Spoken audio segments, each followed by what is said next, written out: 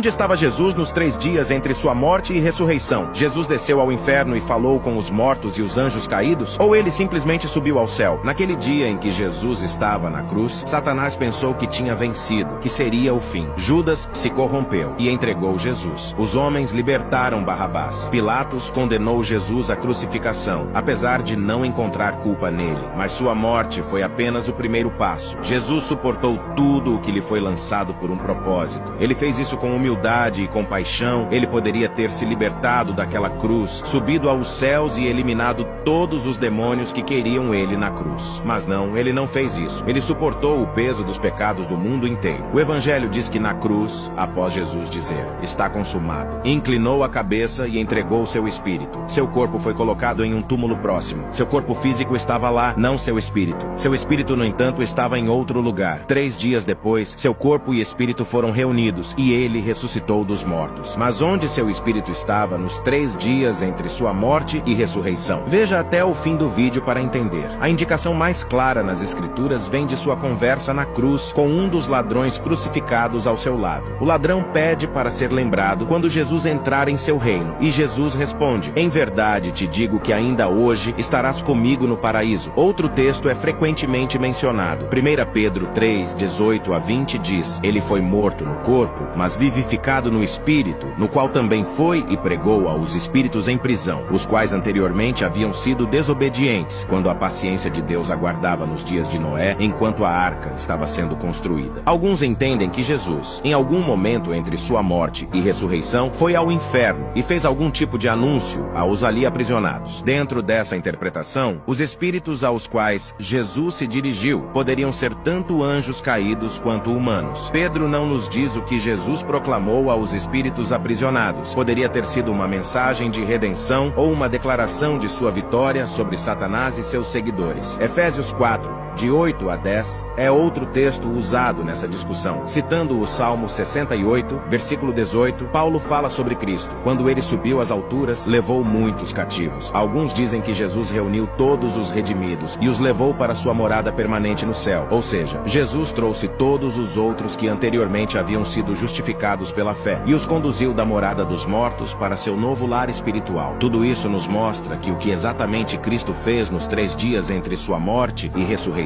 é um mistério da nossa fé. A única coisa que sabemos com certeza é que, de acordo com as próprias palavras de Jesus na cruz, ele foi para o paraíso, mas não se sabe se de lá ele desceu ao inferno para pregar para os aprisionados. Podemos dizer também com certeza que, tendo concluído sua obra de redenção, Jesus está no céu, à direita de Deus Pai Todo-Poderoso. E é nessa confiança em Deus que nós cristãos vivemos nossos dias. Devemos cada vez mais estar íntimos com Deus, para que alcancemos no fim da nossa vida terrena a salvação eterna. Por isso cabe a você agradecer a Jesus por tamanha bondade, pois ele poderia ter simplesmente saído daquela cruz e se libertado daquele sofrimento, mas não, ele preferiu dar a vida por você, para que você tenha a chance de se redimir. Portanto, você assistiu esse vídeo não foi à toa. Jesus te chama para que se arrependa dos seus pecados e alcance sua salvação. Se você agradece a Jesus por tanta bondade contigo, não tenha vergonha de comentar: "Obrigado, Jesus." Compartilhe esse vídeo para levar a palavra para mais pessoas. Isso é uma forma de evangelização. Deus te abençoe e que a paz esteja contigo.